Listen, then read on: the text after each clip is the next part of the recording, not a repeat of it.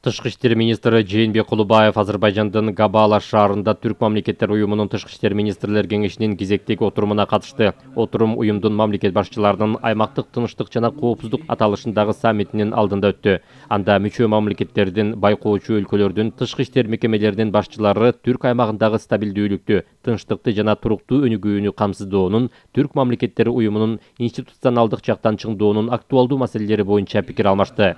Жээнбек Кулубаев Кыргызстандын уюмга төрөгалык кылуусунун жыйынтыктарын чыгарып, анын алкагында ишке ашырылган негизги жетишкендиктерге жана демилгелерге токтолду. Ал катышуучу өлкөлөргө жигердүү колдоосу үчүн ыраазычылык билдирди. Жыйынтыгында тышкы иштер министрлери мамлекет башчылар кеңешине кол коюуга сунуштала турган документтерди бекитишти. Алардын арасында аймактык жана эл аралык күн тартибиндеги негизги маселелер боюнча уюмга мүчө мамлекеттердин макулдашылган позицияларын чагылдырган Габала декларациясы бар.